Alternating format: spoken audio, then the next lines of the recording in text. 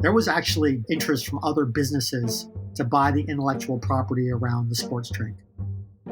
And so we got this contract from a company that basically told me that they would, make me a millionaire overnight. I remember hiring an intellectual property lawyer to know where in this contract did it say you are now a millionaire, please sign here. And we were sitting at an outdoor cafe when a bird flew overhead and literally took a shit on the contract.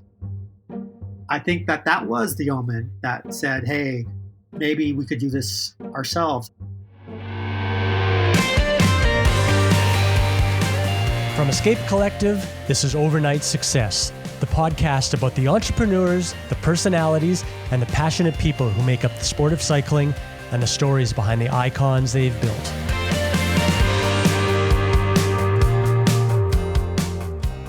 So many of the businesses we've discovered in this show have been happy accidents, so to speak, and Skratch Labs embodies that very same organic build and hustling spirit.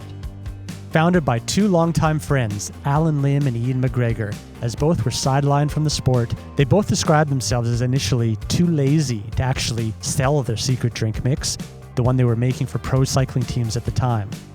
But as one thing led to another, they found themselves in their kitchens, making their products, mixing their drink powders and paint shakers. In an absolutely crowded market of nutritional products, these two, with no business experience, were able to work their way to become one of the largest little brands in the sports nutrition world.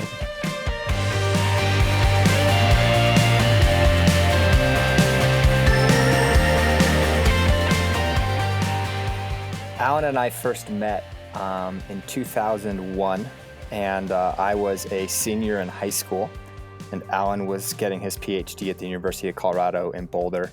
And he recruited me before we knew each other to be a test subject in some aerodynamic studies that he was performing. Al, I still remember the Volkswagen wagon that you finally just lost that you had brand new back then. And I remember being jealous of your car. Oh my God. Wait, you were 19 back then? I was 18, yeah. 18. Yeah, senior year. Holy cow. Thanks for volunteering for that study. Thanks for asking all those questions. Yeah. And Ian, you were on a trajectory of being, you were a very good cyclist. And at that point you were on the way of being, a couple national titles and that.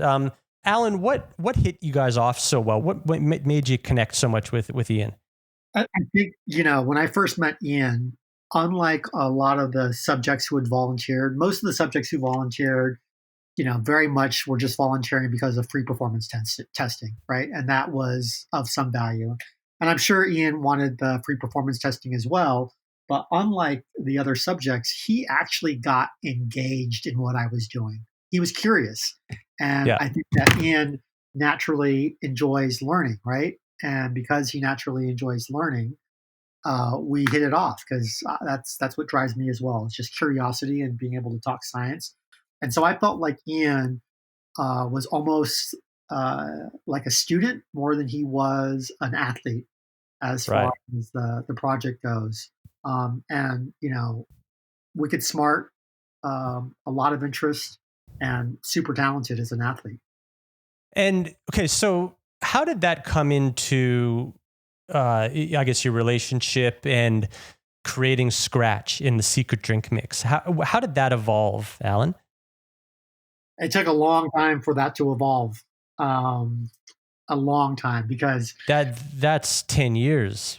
Oh yeah. I mean, more than, about 10 years or so afterwards. What ended up happening was I graduated from CU Boulder with my PhD at the end of 2004.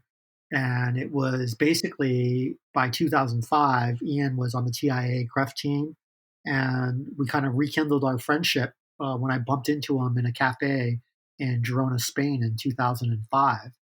And I was in a world of hurt at that point in time because I was working for Phonak, was training Floyd Landis, and was kind of thrown into the deep end, my first year in pro cycling, into the kind of, crazy world of doping and all the madness that was happening in that era.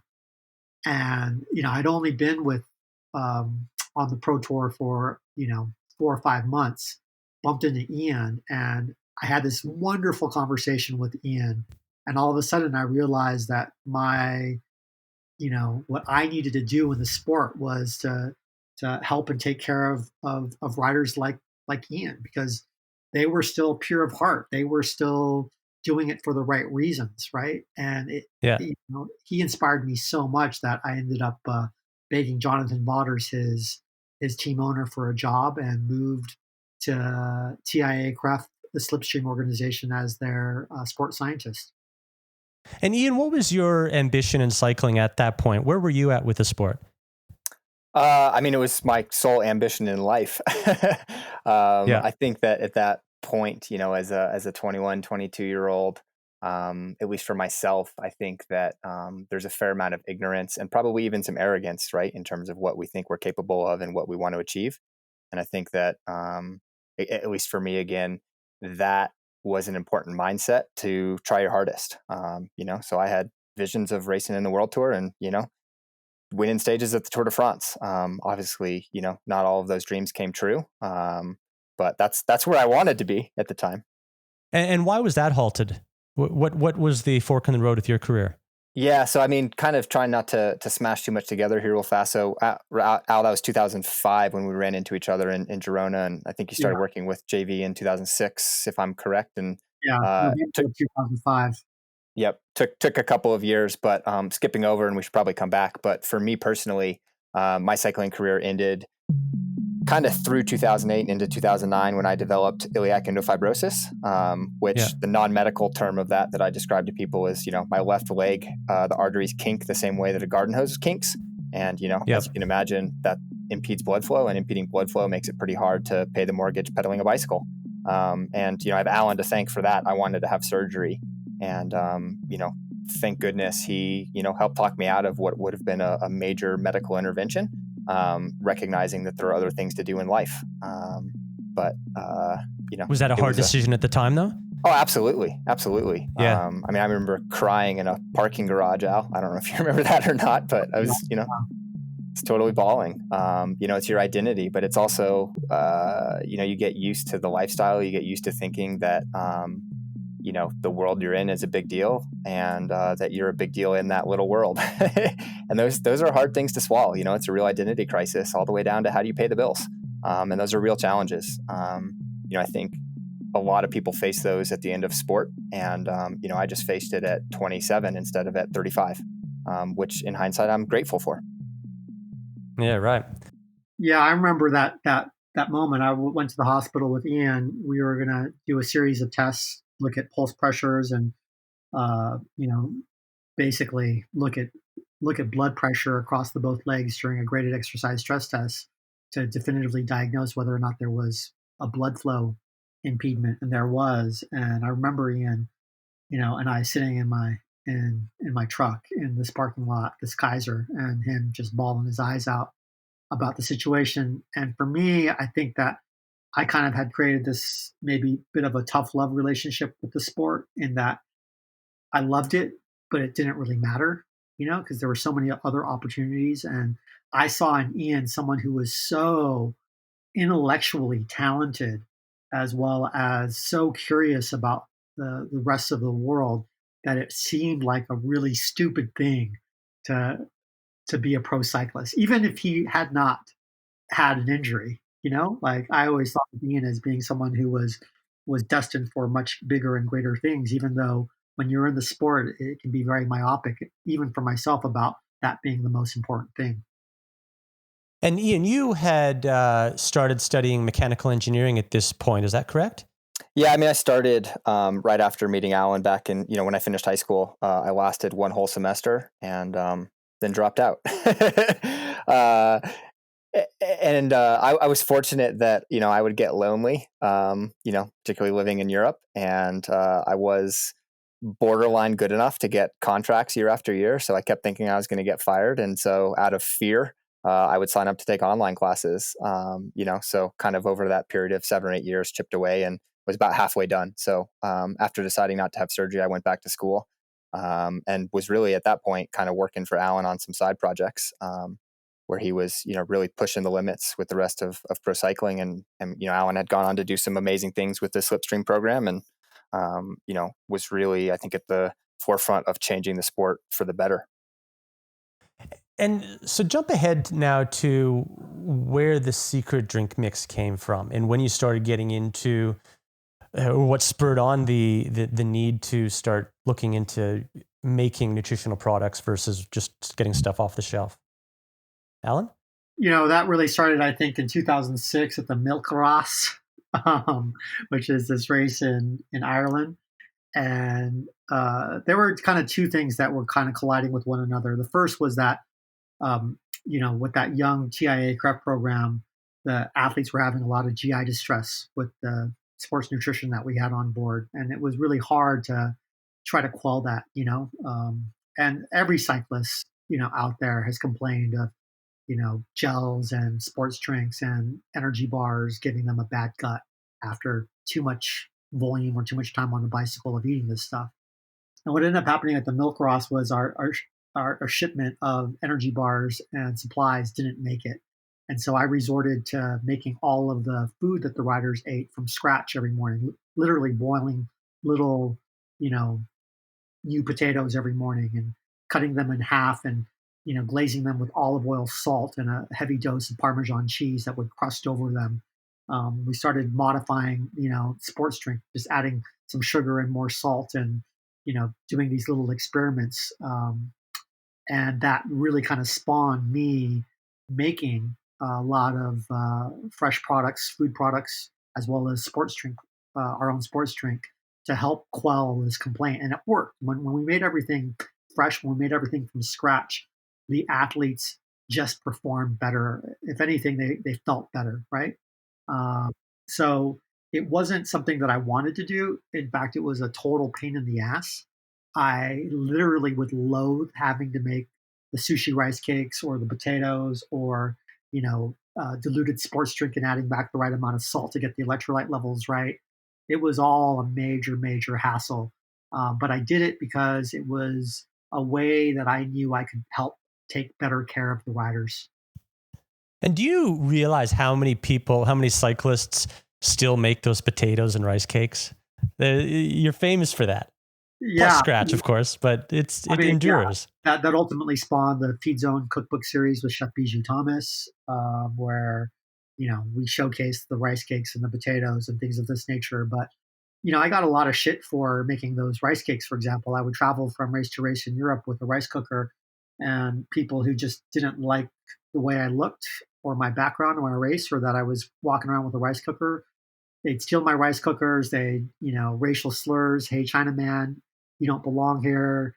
You need to take your rice cooker and get the F out, But eventually, I think, I won them over because the riders felt better and it worked better. Yeah.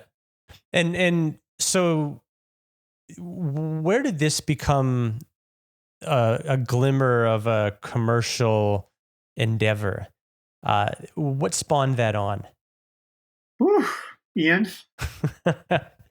Yeah, I think the important piece is that it never started that way. And I didn't know any of this back then. But because there was no, quote unquote, operations department who was worried about the scalability of a, supply chain, because there was no marketing department worried about how they were going to differentiate a product to sell it, because there was no finance department worried about the margins, Allan was able to focus solely and purely on one thing, which was making the best possible product. And there was no timeline. It didn't happen overnight. Al, I remember the first attempts that were, diluted sports drink with electrolytes added back in. And there were some cool secrets back in the day of how you were doing that, right? Yeah. And, I remember, people like Mike Friedman talking about getting sample bottles, drinking them, spitting them out, saying, hell no, slamming it on the ground, telling you to go back to, the kitchen and try again. It took years. And I think, at least sort of outside looking back into it, over the course of a couple of years, it got better and better to the point that it started with the science, but it was really the instantaneous rider feedback that ultimately created a product that just worked better. And, I remember in early 2010, so I had been retired, I was back in college, and Allan was working for Radio Shack at the time. And, my job was just to be Allan's assistant and help make the stuff. And we had been making it in a KitchenAid mixer, which is what you'd been doing for years, right, Al? Yeah. And, we were starting to get orders, quote unquote, from multiple teams in the world tour, and we couldn't make enough. And so we basically were scrambling, trying to figure it out. And the first thing we did was go to the hardware store, and we got these food safe 5-gallon paint buckets. And we asked the folks at McGuckin's Hardware if we purchased them there, if they'd let us shake this powdered drink. And I think jokingly, they were like, yeah, buy the bucket, lifetime of free shaking. Unknowingly, that really meant a lifetime of free shaking. And I mean, I found myself, Allan, we found ourselves there a lot, mixing this stuff, a couple hundred servings at a time, and then hand packing it up into Ziploc bags and air freighting it over to Europe. And that's what was in the water bottles of, these riders at the biggest races in the world. And, just like in any industry, athletes come and go, team staff come and go, and word spread. And, it's funny, I don't know that I totally remember how it worked, but I think that it was your former college roommate, Aaron Foster Allan, that sort of looked at us both and was like, what the hell is wrong with you guys? Like, you're making this product that people want to buy from you and you're too lazy to make it and take their money. So you guys you're in your kitchen making this stuff, and word is getting out from teams that this is good stuff. Let's get some of this, even though they have sponsored product. Is that kind of the way it was working at the time? Yeah, exactly. But here's the deal. Like, I didn't have any motivation to do it because that's not necessarily how I was making a living, right? I was making a living as a sports physiologist. And so if I didn't have Ian to help me actually make it, like, there's no way in hell that we would have actually have ever done that. So, Ian being there was critical to that. The other thing that I think really was the genesis of it was the fact that in 2010, I was working for Radio Shack, and the federal investigation on Lance Armstrong began. And effectively, I was subpoenaed to be part of that grand jury investigation.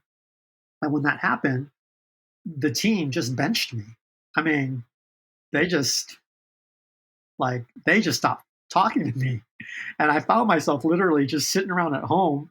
And, in a lot of ways, despite everything that I tried to do to make the sport better, I was effectively shunned by most of the pro cycling world, and had very, very few people hanging around me. Ian was one of those individuals. Chef Bijou Thomas was one of those individuals who were still kind of there hanging out with me.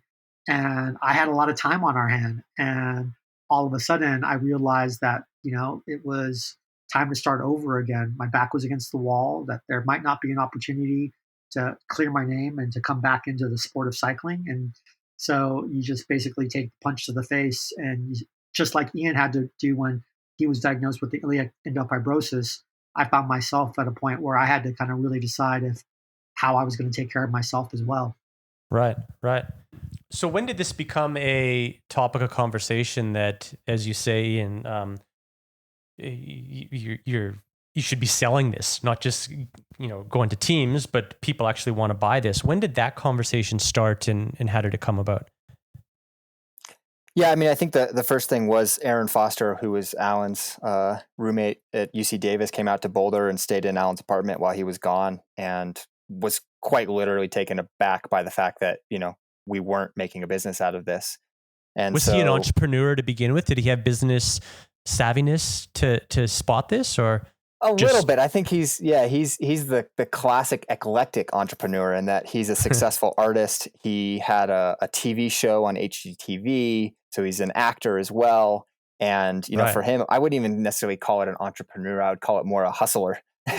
And he saw an opportunity for a side hustle. And I think probably the strongest piece was that, it was our friends and family. It was people that we cared a lot about, kept asking for it. And when we couldn't make as much as people were asking for, and they described the difference in, how they felt and in their performance when they didn't have it, I think there was some guilt that kind of set in, and a real desire to take care of those people.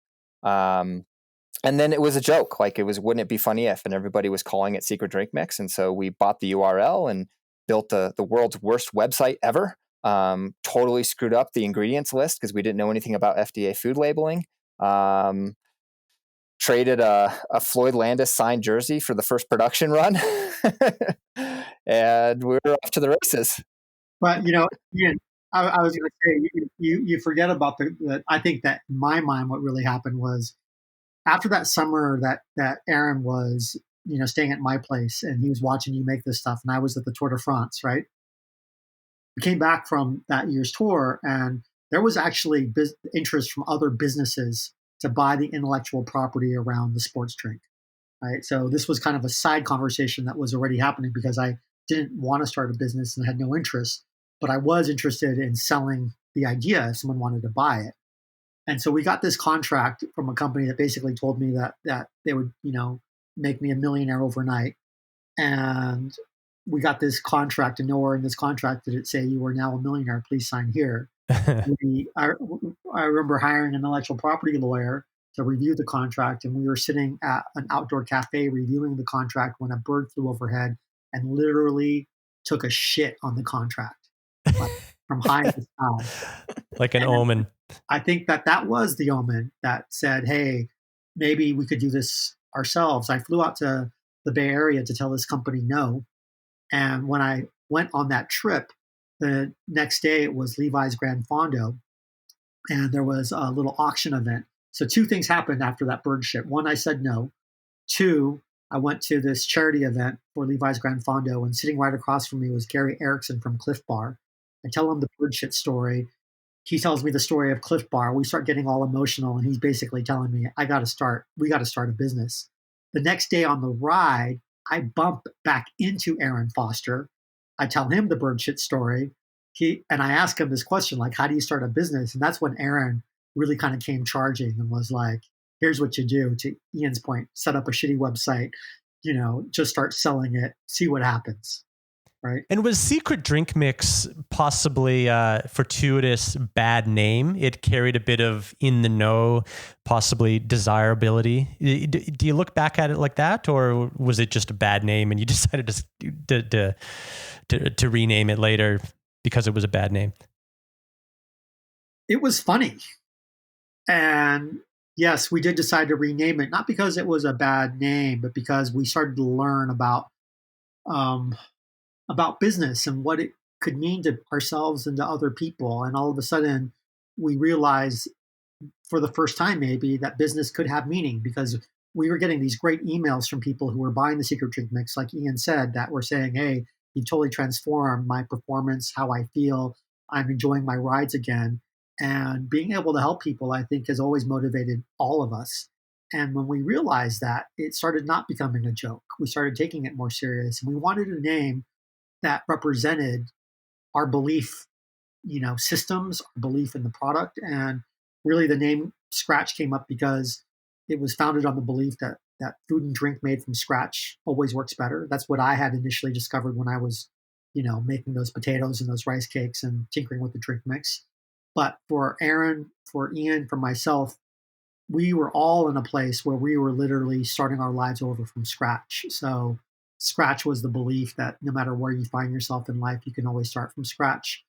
That's the heart part of our name. The labs was an ode to evidence-based problem solving, to the scientific method, to the fact that you still had to be rational about what you did. It's a very good name. It's got great brand legs. It follows a lot of the rules of, company naming. Did you guys have any advice on this? Or is this something that literally just came up as organically as were there other names you guys thought about? I mean, I think, we were lucky with Secret Drink Mix. That's just started because a few beers thought that it would be funny.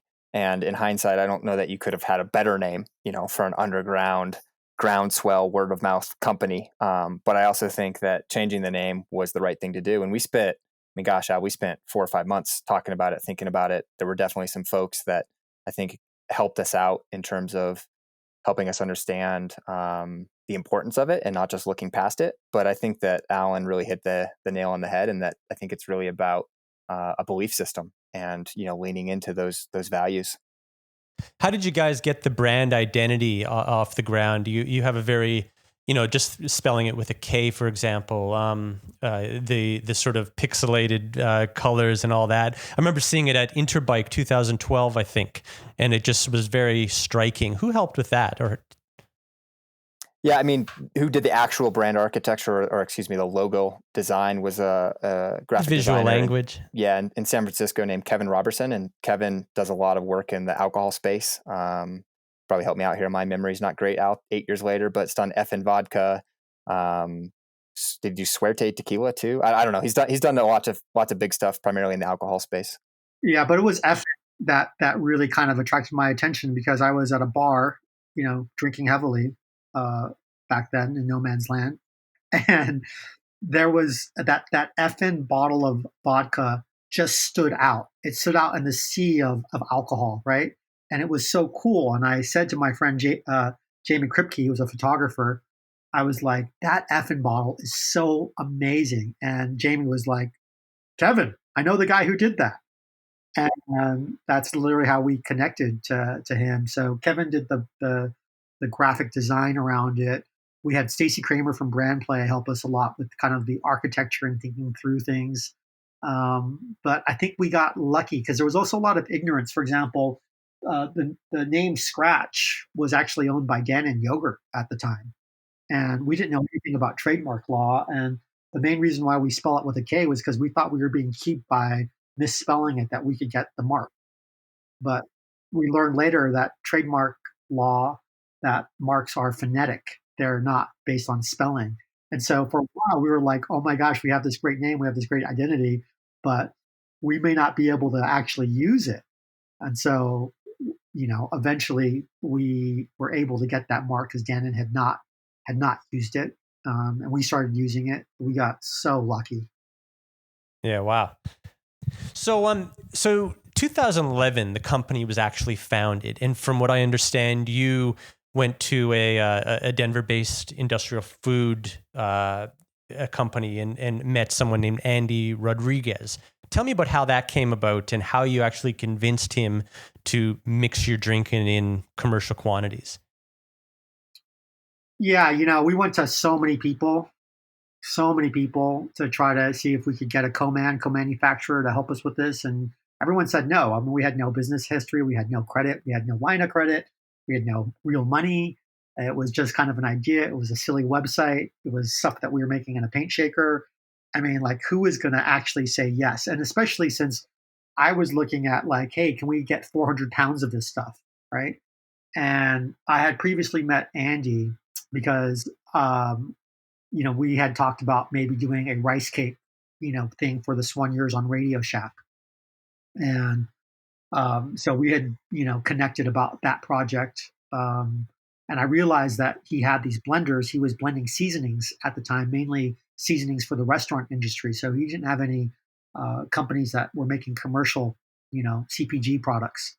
Um, I went to Andy and he gave me the time because he was a cycling fan. But when I told him I wanted 400 pounds, he kind of looks at me and shook his head and is like, look, we can blend 3,000 pounds in 1 hour. So for me to stop my operations and, like, there's just no way, like, it's cost prohibitive. It makes no sense, etc. And, I needed kind of to prove, you know, that we were going to make it. I had no idea. I mean, I didn't know anything back then, but, you know, back in 2006, 5, 6 years beforehand, I had gotten this yellow jersey from Floyd Landis, with the numbers still on it, uh, that basically finished the Champs Elysees on, and he had signed it for me, and I had gotten it framed. But by the time the scandal broke out about that 2006 tour, this stuff that jersey was ready at the frame shop. So when I went to go pick it up, I didn't know what to do with it. So I basically just put it in the back of my trunk, in the back of this, my Jetta wagon, and stayed there for the next 6 years until that day with Andy. And I basically said, hey, how about I give you a piece of collateral that I think is worth a lot, that you might like. And if this doesn't work out, if you lose money, then you can have this. And I ran to my car and I pulled out the jersey and brought it into his office. His eyes got all big and he set it down on the ground and we had a deal. And that jersey, frame jersey, has sat, on the floor of his office ever since. He won't move it because he's so superstitious. He believes that, like, if he ever hangs it, that everything, that this will all Did disappear. you guys have a rapport with Andy because they knew of both of you through cycling, or was it just this yellow jersey and the fact that you want to do this endeavor into the cycling market? I think a little bit of both. Yeah, you had a bit of clout in the cycling world already that allowed this. Maybe. Yeah. I don't know. Ian, what do you Yeah. think? Well, I mean, there's a few pieces there. One, I had known Andy's brother since I was racing as 18, 19 years old, right? And he was kind of a local elite Cat 1, and I was probably the punk kid that annoyed the heck out of him. So there was some familiarity, but I mean, in Andy's in his business history, they had never once in their 45-year history made a retail product. So this was not in his wheelhouse. This was not plug and play for him. This was, a gut feeling, a favor, something that for whatever reason he said yes to when he probably should have said no to. In the same way that we probably never should have started the business, but it all worked out. Yeah, but it's a good example too of, I think, the connections that you make in cycling of people in your community and the power of small business. Because as a privately owned business, as a family run business, Andy was able to make that decision. He was able to listen to his gut and not have to report back to a board of directors or, be accountable, except to the idea that he was the boss and it was his business.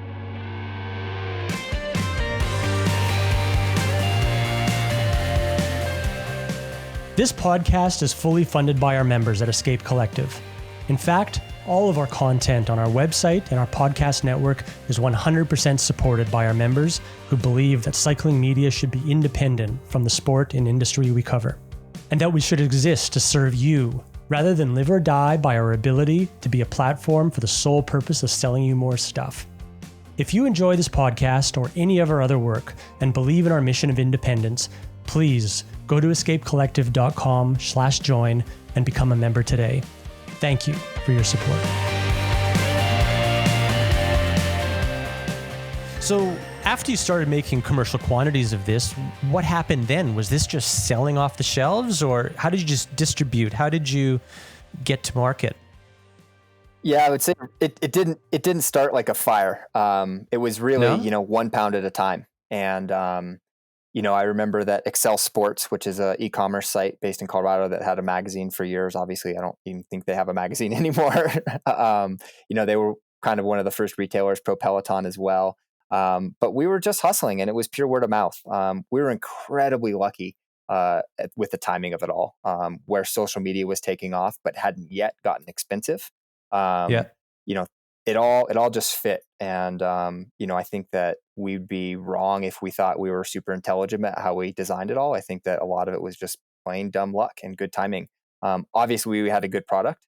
And we were pretty bullheaded about just bootstrapping the whole thing and about, basically, making that first batch and then selling that first batch and then using that money to buy the next batch and just always making sure that we never spend more money than's in the bank. And, we've grown, from a dollar amount, almost the same amount every single year for our entire history. And it's pretty remarkable when you look at that type of consistent performance. And, so it never took off like a wildfire. It's just been steady progress consistently, with lots of learning along the way. And how did you guys take all these things that needed to be done at a time, whether it's, labeling or packaging or distribution? There's all these things you got to think about. Was it just a one at a time thing, or how did you divvy up those responsibilities and learn about them, make them happen so that you had a commercial product? I think for sure it was a one at a time thing, but I think also we're really lucky to be in a community where we had a lot of friends. We had a lot of people who believed in us. We had a lot of people who were willing to raise their hand and help us. For example, we had to put stickers on those first bags. And so we would have these little pizza parties where if you show up, we'd have beer, we'd have pizza, you label as many packages as possible and you got free drink mix in exchange. And I look back upon that now and I'm just like, wow, some really incredible people showed up to help us. I mean, I was looking at a video of a packing party, and there was like Connie Carpenter, Really? the helping us to put stickers on bags.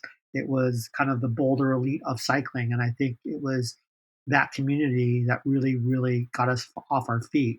The other side of it too, and Ian can speak more to this, is that Boulder, Colorado is the hub of the natural foods industry, right? And so there are so many food startups here, and we just happen to be in this community where there are so many, I think, intelligent business leaders in this space.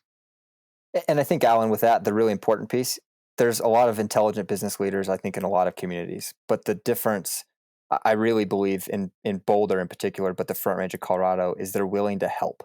And it is truly incredible, particularly having come from a cutthroat atmosphere of athletics where people are quite literally competing with their teammates for a job, to a community where people are willing to support and help you, even if you are a competitor of theirs. And I mean, it never would have happened without that community support. And I think the other big piece for me, Al, I saw this from you, I saw this from Aaron, I saw this from myself. I think that because none of us had a traditional business education, because none of us had done this before, none of us thought that we knew what we were doing. And so we were never embarrassed to raise our hand and ask questions. And, so often you sort of see somebody use an acronym in a meeting. And if you ask a question, suddenly half the room says, yeah, I had the same question, but nobody else was asking it. And I think we weren't afraid of our ignorance. We kind of leaned into it. Like, what is ta? I still don't know. Yeah. So, so later that year, you bought a stand at Interbike in 2011. Was that a big fork in the road for you? What happened there? Whew. Yeah, what happened there was totally spontaneous because you wait, 4 days before Interbike starts, and the spaces go for really cheap. Yeah. Like, they're trying to fire sale things, and the fire sale happens in like the part of Interbike where nobody ever goes, literally in the freaking basement, like way off in the corner where there's not even any more carpet. It's just concrete and, the very, very far restroom. And, we just kind of spontaneously decided, well, why don't we just go and see what happens? And so Aaron and I, Ian had classes, so he couldn't come with us. We literally just rented a U-Haul van, threw a bunch of crap in it, drove out to Las Vegas, stopped along the way to ride our bikes, got to Las Vegas, and Aaron, who had this HGTV show called Freestyle, he would literally go into somebody's house and, using the materials that they had, would redecorate their home. We actually got on I don't even know. We found some local papers and whatnot and started going garage shopping, and bought like all this like old used ghetto furniture to create a booth, and put that all together last minute, and away we went. Did you get good exposure out of that? Was it a turning moment for you, or was it just a start of something new? I think it was interesting. I think psychologically it was a turning point because we had a lot of good feedback. I remember sitting there, there wasn't a lot of kind of movement. But I remember Kozo Shimano showing up to the booth, and he basically said, people have been telling me to come down here and try this stuff out. And, he tried it, and he said to me, the best things at this bike show, the things that become a real success, always start way down here in the, dungeon, if you will. Really? And, his simple belief, just simple words like that from someone with that much stature, let me tell you something, it goes a long way. What did you guys do to get attention besides little things like that, sitting in the far corner of Interbike? How did you guys get found out for the most part? I think that a big part of it was there are a lot of journalists in cycling in Boulder. James Huang was, a really important figure in that sense. He wrote the very first review of Secret Drink Mix. And I think that people love to, kind of try the next new thing. And they love that kind of having that inside knowledge.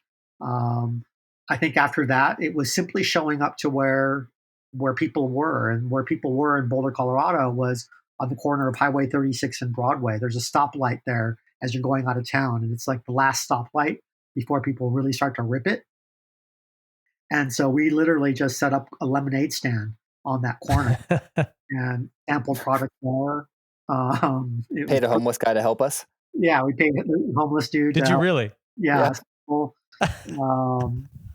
and the cops eventually shut me down, but it was great exposure. In fact, that's how we got introduced to the buyer of Whole Foods, because he was on a bike ride and happened to try our stuff at that corner. Yeah, right. Yeah, wild stuff. But I think it ultimately came down to just trying our best, hustling and taking care of people. And that care ultimately manifested, I think, a lot through, as we started Skratch Labs, our food truck program. And Bijou Thomas and I roaming around the country, making burritos and rice bowls for people, and also showcasing, our drink mix. Yeah. What was the trajectory of the business after Eurobike? When did you have to get like an office and a fulfillment center and all that sort of stuff? What were those stages like? Well, the first office and warehouse and everything else you'd want to call it that we had was an abandoned co-op at 19th and Pearl. And we were paying $1,000 a month cash for it. We didn't know it at the time, but we were paying that cash to the male half of an in-progress divorce who was, I think, taking the money for themselves. We also couldn't afford to turn the heat on. And so it was February and March and April in Boulder, where it can actually be pretty cold. And so we were packing boxes, answering emails and the telephone, all in giant puffy coats. But that itself also was a great opportunity to introduce ourselves to the community. I still meet people today who were first introduced when they just walked into it asking, what the heck is this place? And it was, at the heart of what is Boulder, right on the Pearl Street Mall.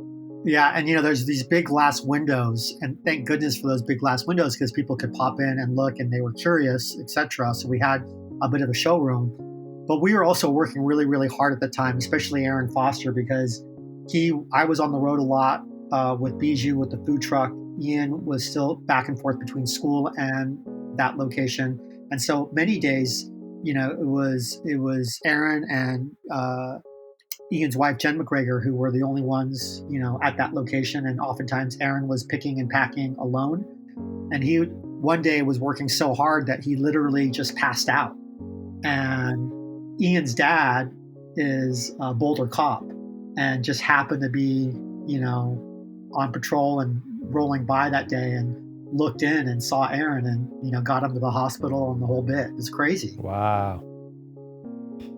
Geez. So when you started getting some runs under the board and seeing some success, did you start getting investment offers, or did you just start seeking investment in order to scale? How were those conversations at that time, if they happened? Yeah, I mean, it's been a constant, I don't mean this when the vile, but a constant distraction since before the business even started, right? And, I think particularly in the natural food side of things, which Boulder is really heavy for, there's kind of a belief that that's the only way to start and run and create a successful business. And it's not something that any of us understood. So I think, we've struggled for a long time to understand those conversations, to not want to say no, for fear of not necessarily knowing what the right answer is. And also just, curiosity, not understanding a world, and talk about lingo and tricks that people have. It's a whole different place and a whole world that, we still haven't learned about. But I think, we've dipped our toes in a few times and tried to understand. And, it's never been right for the vision we have for the business. But we've been open-minded about it for a long time. What is the vision you have for the business? Because, investment you've seen the whole food industry, billionaires come out of this, right? And how do you want to see the business, in 20 years? And what's your vision for it? Yeah, I'll speak to that. I think that we did learn a lot from all of these investors and folks coming in and inquiring and, perhaps distracting us, but also educating us. And, in the community that we're in, we are surrounded by a lot of really successful entrepreneurs and a lot of startup companies. And there is this narrative that success is selling and walking away with $1 million. But as we became closer to a lot of those folks and, became more intimate with what that looks like, we started to realize that it might be a bit of a false narrative, that a lot of people are actually burdened by their business when they're looking for a finite endpoint, where they're looking for an actual exit, because now you've got to get to that line, and that line determines so much of your well-being and your happiness. Whereas I think that if you play more of an infinite game and you're looking bigger picture, that you just end up finding joy in the process, joy in the effort. You find identity, meaning, and purpose in that. And we suddenly realized, I think Ian and I, really, to Ian's kind of leadership, he sat me down and was just like, "Look, what the hell are we going to do? What are we going to tell our company? We're at that crossroads. We need to make some real decisions. We need to kind of plot out what our long term thinking is, our long term vision is." And through a lot of really hard conversations and back and forth, and just um, I think persistence, we've defined a vision now that basically says that we want to be just the biggest little company that we can be, that there isn't an exit strategy, that we're not for sale, that we're not interested in taking on investors. We're interested in continuing to grow incrementally, profitably, under our own power, in a way that allows us to best take care of our core customers and our own employees, right? We want to be best in class with respect to education, with respect to product. We want to solve real problems.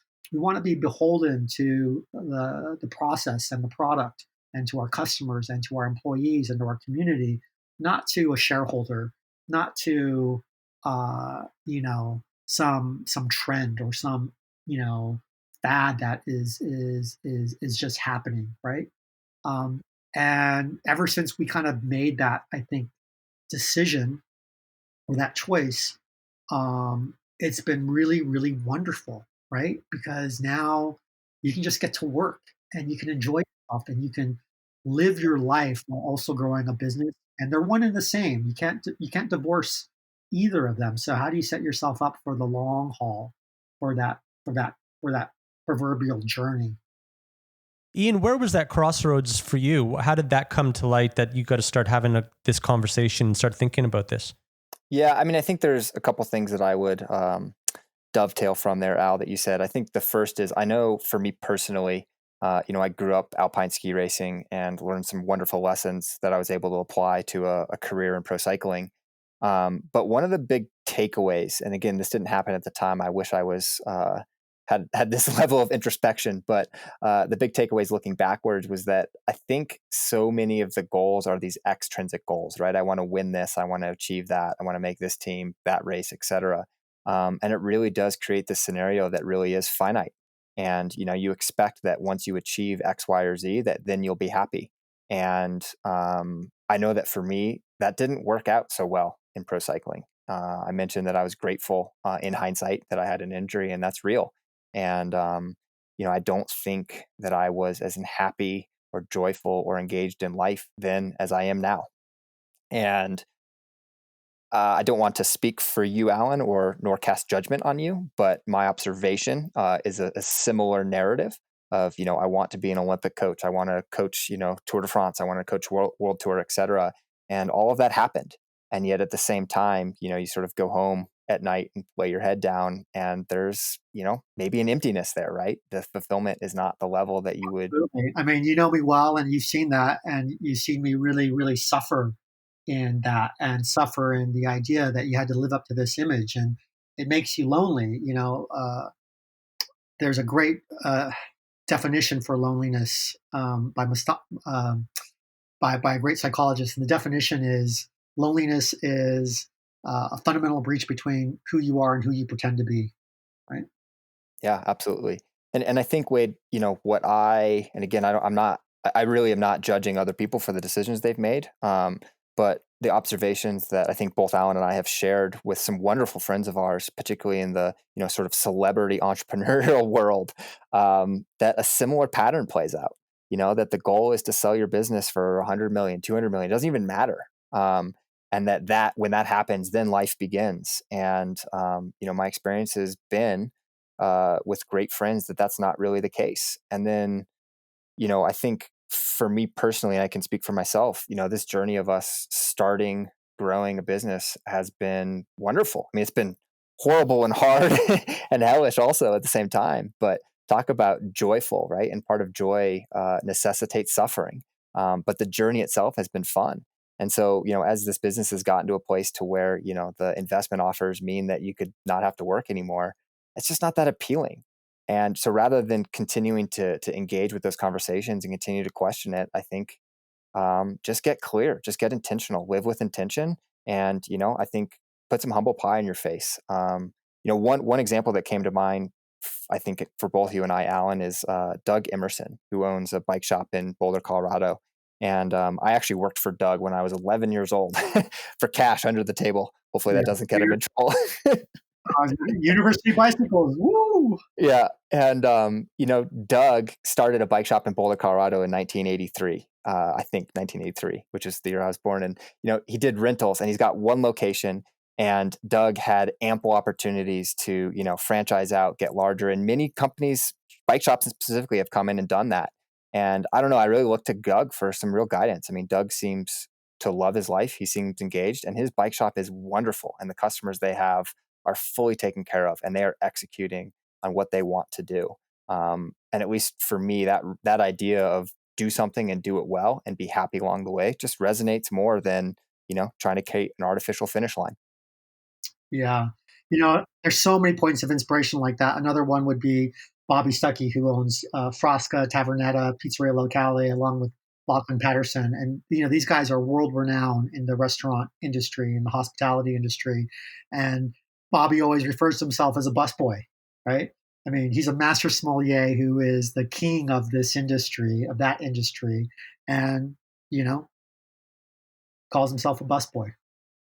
It's awesome. Has there ever been a time that you guys, I'd like to get an answer from both of you, that you've kind of just sat back and thought, we've made it? Like, has there been a time that, or is it always this never ending, we've never made it, we're always looking for the next thing? Well, I'll tell you, my knee-jerk reaction is that there is no such thing as made it. And I think it's a combination of just my own personal, just absolute stubbornness and fire that there's always something else, in conjunction with exactly what I was just trying to describe, which is I've really tried to shift my own mind and my own psychology towards appreciation and gratitude, and maybe even to steal some Boulder hippie stuff, living a contented life. I tell you what I am incredibly proud of when I look at our team.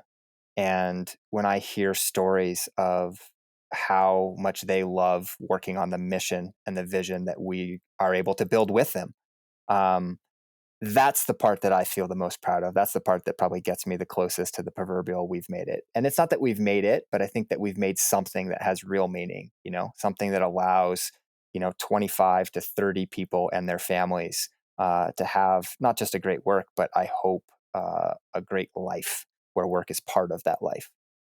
There's meaning in that, isn't there? Totally. I could be having the shittiest day in the world and thinking that it's all falling apart and it's never going to work and there's so many issues and problems to be solved.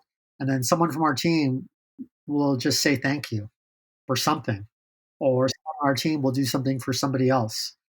And your just faith in life and humanity and purpose and meaning, it all just, it just, it comes together. And those are the little moments, I think, that, are the we made it moments. They're subtle. There aren't, I don't think, too many lines in the sand, even though you might be able to point to them. When you look at other businesses now and knowing in hindsight what you guys have gone through, how do you look at starting out businesses and what they're going through and how you empathize with them? Is there a difference in the way you see these now than you would have 10 years ago, 20 years ago? For sure. I would say the first thing that comes to mind is that business is hard. It's really, really hard. There's so much that goes on. You need a great, great team. Not one person can do this. And to build that team and to do everything to make things harmonious is so difficult. And so I'll give you an example of that mind shift. I think early on in our business, when there was a competitor, or someone would copycat our product, which happened a lot in the first kind of few years. People started reformulating when they realized that a lower concentration, simpler sports drink worked better. We would get really anxious. I would get really anxious. And now when that happens, I kind of tip my hat and I say, best of luck. I hope it goes well for you. I know how hard it is. And there is a lot more empathy, and a lot less angst about that, because I think we all know how difficult it is to start a business, even if you're well funded, even if you have a lot of money, right? Do you think that comes back to Gary Erickson from Cliff Bar, his advice to you to go out on your own, and him, that mature mindset of not being threatened by a competitor in the market? Is that maybe where he was at that time? Yeah, absolutely. And hats off to Gary. I mean, the guy's a legend, and he continues to influence how we think about business today, more so than ever, because I think the deeper in you get, the more you realize, you know, um, one, how special what he built with Cliff Bar is, and two, how right on he was. We live in a very different business environment though today. There are a lot more, I think, well, I don't know if there are more challenges, but there are just for sure different challenges. Well, you're clearly both very smart and from very, very different backgrounds. Does it complement each other? Totally. I mean, this is going to sound sort of brown nosy, but I don't know that I could have ever asked for a better business partner. I've never met somebody that's so generous, sometimes to a fault, truly, and somebody that is so able to truly think outside the box. And, as I've learned more about business, which was a question you asked earlier, one of the things that I am incredibly grateful for is a partnership that has lasted over a decade, and a friendship that's lasted, almost two at this point. And I think that's incredibly rare, and something that, I know that I personally don't have the traits to have driven something like Skratch by myself. To your point, Allan, it takes a team. Well, it does take a team, and to that same point, Ian, like no way in hell this would have worked without you, because I was, when we started this, at a point where this was more of a dream. I was in that kind of weird space of like possibility, and Ian was the guy who was actually getting shit done, actually executing, actually, getting the legal work done, getting the accounting done, making sure that all the I's were dotted and the T's were crossed. And I don't think that I was in a space or a place in my life, or even from a personality standpoint, ever good at that stuff. I'm good at coming up with crazy ideas. I am really shitty at getting shit done sometimes. Often. It's Sorry. funny way. Yeah, it makes me think of a very real story from before we actually started Secret Drink Mix, before Aaron even came into the picture, where we had that blue notebook full of the projects we were working on for Team Radio Shack. And in that blue notebook were ideas. And, we were having dinner one night at your house talking about which idea we wanted to run with and which one made the most sense. And, I'm not even sure why, but the gut response I had was like, well, let's at least half try the drink mix, because that one could have the best margins. Would give us the best chance of bootstrapping it ourselves and not needing to raise money. And again, I never took a business class, so I don't know that was really like a thought out strategy. It was more just a gut feel, and I could understand math. And so we got lucky with that one. It was right. It was correct. But big picture, to answer that question for both of us, I think, speaking for you as well, Ian, I think it's all freaking luck. And it's all freaking luck because you don't choose your parents, right? You don't choose your upbringing. You don't choose the conditions that shape your life and that get you where you are. And like, holy cow, I had an incredible family, and I know Ian has had an incredible family as well. And so, this doesn't happen. This didn't happen in 2012 or 2011 or when we came on the pro tour. It begins like literally from day one, and from the love and the support that you get from your family, your friends, your community, your siblings, etc. They all challenge you. They all shape you. They make you who you are, and it's that confluence that is magical, that is emergent, that you can't predict, that you can't design, And so you talk about randomness, holy cow. And you talk about that randomness being what we would call luck, then yeah, this is all luck. And we're just, I think, fortunate enough to have been in the right place at the right time and to have had the willingness and desire to respond to that opportunity to do the work.